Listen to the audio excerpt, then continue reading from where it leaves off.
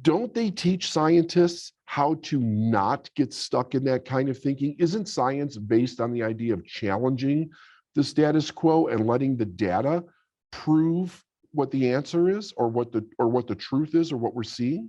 Well, This is exactly what science is supposed to be. So let's put any of the famous people out of the equation for the moment and talk Okay. about the numbers of people who are practicing doctors and scientists who are simply accepting what is being told them.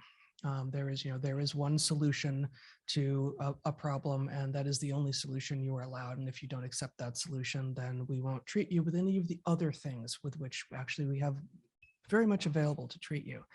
That is absolutely an unscientific, in fact, an anti-scientific approach.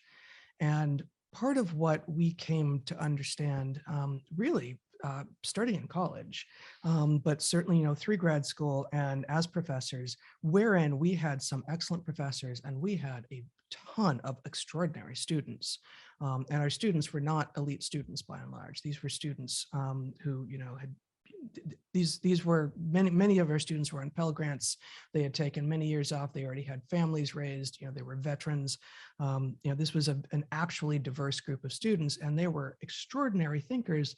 I think in part because almost all of our classrooms had people who hadn't just been through the K through 12 system, done well, learned how to check boxes, and learn what it is that you do to get to the next hoop through which you will jump, right?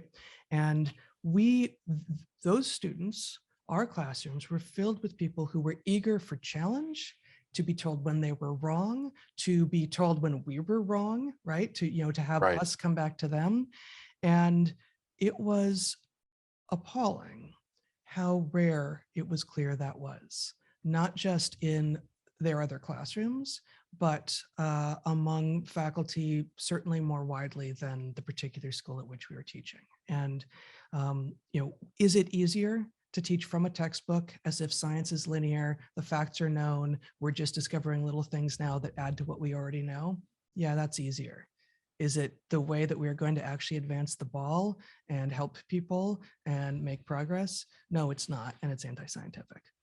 I want to go back and address some of the things in how you set up the question, because I think it's really significant. One, you said that Sam had described what we do as dangerous. Correct.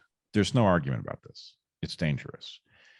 Our point is that what's more dangerous is not doing it, right? People are dying either way. And the question is, what is the best sense we can make of the evidence, which is not complete, that we have? And what does it suggest about the course of action we should take? And the fact is, this is how adults behave, right? When you go to a doctor with a serious condition, you are putting your life in that doctor's hands. And you are effectively saying, I want you to take what you understand about medicine, and I want you to give me the best shot at the highest quality life that I can have going forward. And doctor, you may kill me in that process. I know it, but what I want is the best shot, right? What we are trying to do is give people the best shot in this very confusing, chaotic, polluted environment. Without claiming to be medical doctors. Right. We're not medical doctors, but the point is there is a toolkit that allows you to detect who's lying to you. And then the question is, why are they lying to you? Are they lying to you for your own good? Right? Are they telling you you can jump that gap, you'll make it over here, when really you don't have another choice and nobody knows if you can jump the gap? That's a kind of a lie we can understand. Or are they lying to you because somebody's making a profit at your expense? You want to be able to detect the difference between those two things. So here's what we are really disagreeing about. It is true that science is supposed to teach you to question essentially everything, right? There's nothing beyond question in science.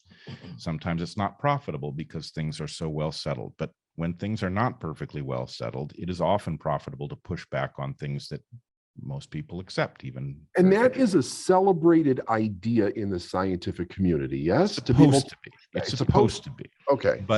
But people get trained out of it. The modern environment, the economics of the modern environment train people out of this, even if children are born into it. Children question things incessantly, and they ask some silly questions, but they also ask some very good questions. And the point is, as you grow older in one of these fields, you get less and less prone to do that, unless you have really good mentoring, or you're broken in a particular way and you don't get the memo that you're supposed to stop asking the awkward questions that your field can't answer and get on to something productive. But here's the real question at the heart of why the scientists that we are listening to aren't doing this.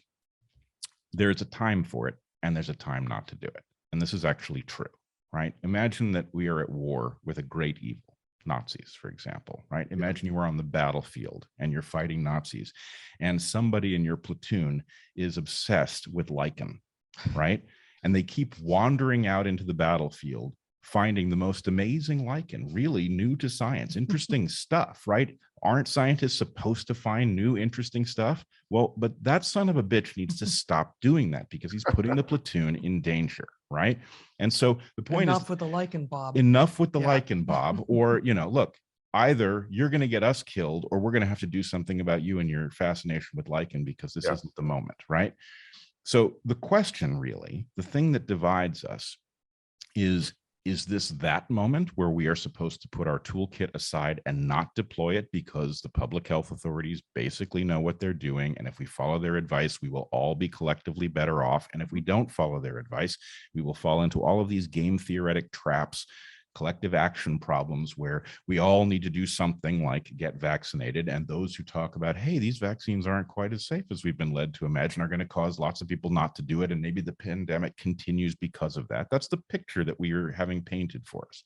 And what we're saying is, no, that doesn't add up. Here's how you know. And once you realize that the picture that's being painted doesn't add up, and that people are pretending we have a collective action problem that is not manifest in the evidence, right? That, look, do we have a collective action pattern where if we vaccinate everybody, collective action problem where if we vaccinate everybody, the pandemic goes away and we can all get back to normal life? Gibraltar says no, right? Right. Israel strongly suggests no.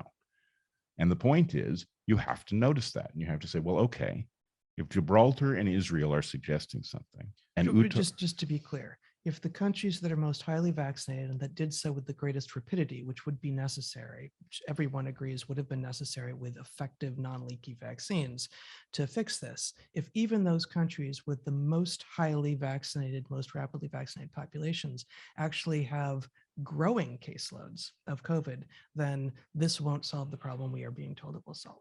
Right. And so then the question is, well, then what the hell do you do? Well, what you could do is you could go back to some of the people who told you this wasn't going to work. And you could say, I don't care what mechanism they used to get where they were going. Anybody who has a track record of predicting what was going to happen that beat the public health authorities is worth checking in with. Some of them may have gotten lucky 4 times in a row. It's unlikely, but it could happen, right? Sure. But others have something that they are doing that others are not. And the question is, maybe we should be talking to Luigi Warren and Robert Malone and Pierre Corey and Geert Vanden Bosch and Bret and Heather and other people who have correctly predicted things, because maybe they're doing something that works. And frankly, the bitter pill at the end of all of this is that maybe it's not as difficult as people are making it out to be, right? They're telling you this is too hard for you to figure it out. You have to listen to us because we know. And the answer is, those of you who keep telling us that you botched it one end to the other. And those people who didn't claim to know and have made mistakes and owned up to them and, built their understanding step by step in public have actually done quite a bit better.